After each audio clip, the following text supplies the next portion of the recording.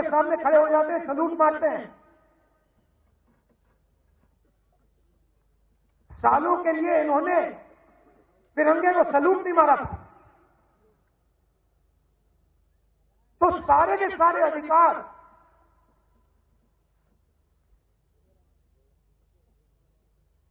Constitution से मिलते हैं।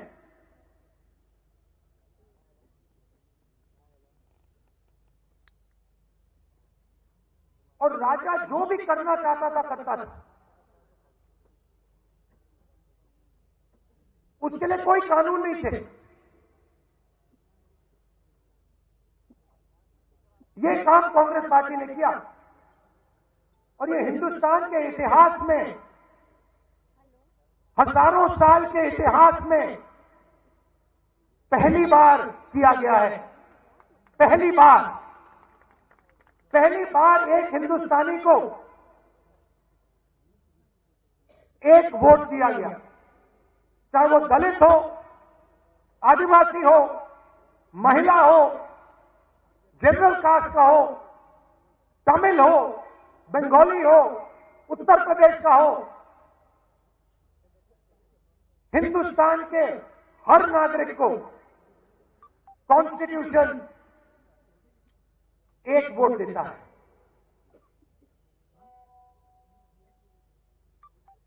यह कांग्रेस पार्टी ने किया।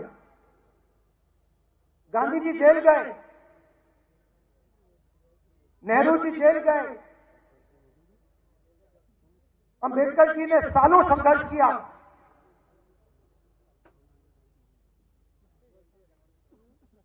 ये कांग्रेस पार्टी ने, अंबेडकर जी ने, सबने मिलकर दिया है। हमारी विचारधारा कहती है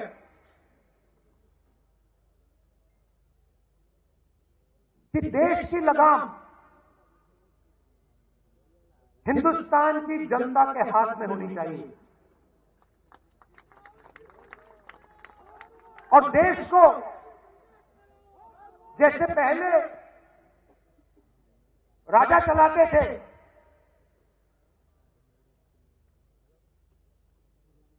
वैसे नहीं चलाया जाना चाहिए।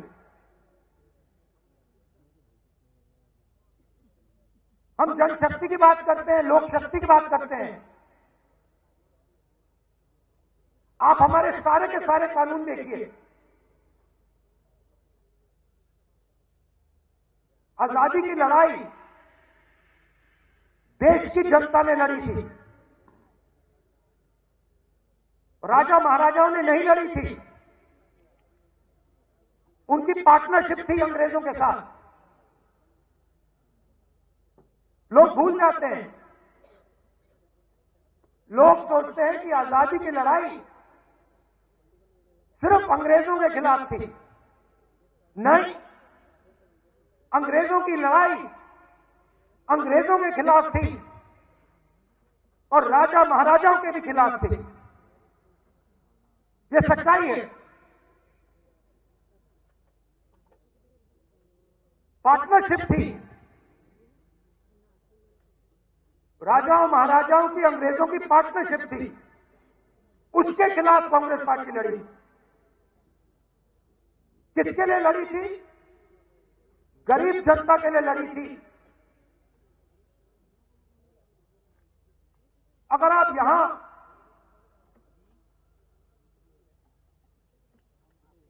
60-70 उससे पहले, इंडिपेंडेंस से पहले आप यहां आते, हिंदुस्तान की जनता के कोई अधिकार नहीं थे, महिलाओं के कोई अधिकार नहीं थे, दलितों को छुआ नहीं जाता था। ये आरएसएस की विचारधारा है। ये हमने बताया और एक बार फिर ये हिंदुस्तान को वापस ले जाना चाह रहे हैं। जो आजादी से पहले था वहां हिंदुस्तान को वापस लौटा रहे हैं। कॉन्स्टिट्यूशन से, आपके वोट से अलग अलग संस्थाएं बनती हैं। ये आपकी संस्थाएं हैं, चाहे सुप्रीम कोर्ट हो, इलेक्शन कमीशन हो,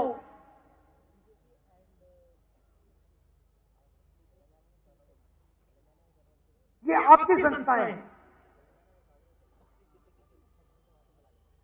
सारे के सारे इंस्टीट्यूशन पर ये कब्जा कर रहे हैं। आप हिंदुस्तान की सारी यूनिवर्सिटी देख लीजिए, सारे के सारे वाइस चांसलर आज एक संगठन के, उनको आता होता कुछ है नहीं, कुछ नहीं आता उनको। हिंदुस्तान के वाइस चांसलर आज मेरिट पे नहीं बनते। हिंदुस्तान के वाइस चांसलर आज अगर एक संगठन में है तब बन सकते हैं। तो सारे के सारे जो इंस्टीट्यूशन हैं जिससे आपकी आवाज की रक्षा होती है, जिससे आप देश को चलाते हो, इन सब का ये कब्जा कर रहे हैं। मीडिया को देख लीजिए, कहा जाता था कि मीडिया लोकतंत्र के रखवाले हैं। मैं आपसे पूछता हूं, क्या आपको लगता है कि आज हिंदुस्तान का मीडिया लोकतंत्र की रक्षा कर रहा है? सुन लीजिए,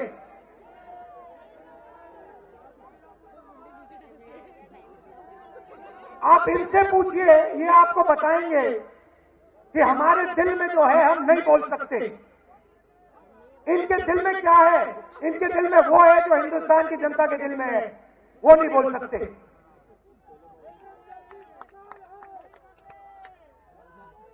तो सारी की सारी संस्थाएं का कब्जा कर दिया मीडिया प्रेशर में। सीबीआई का प्रेशर है, ये देखो ईडी का प्रेशर है,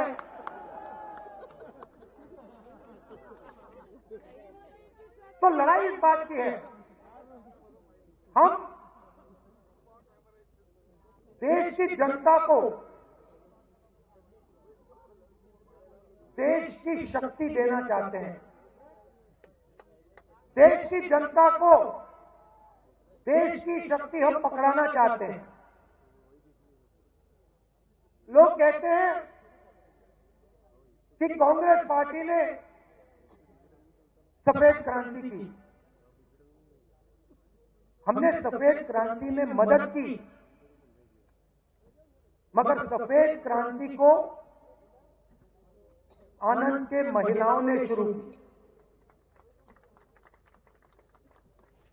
सफेद क्रांति हिंदुस्तान की नारी शक्ति ने की। हरी क्रांति देश के किसानों ने की। किसानों की शक्ति ने हरी क्रांति की। आईटी रेवोल्यूशन देश के युवाओं ने किया। कांग्रेस पार्टी ने मदद की, कांग्रेस पार्टी ने विजन दिया, मगर आईटी रेवोल्यूशन हमारे युवाओं ने किया। अब मैं आपसे पूछना चाहता हूं कि पिछले 10 साल में नरेंद्र मोदी जी ने कितने लोगों को रोजगार दिया है?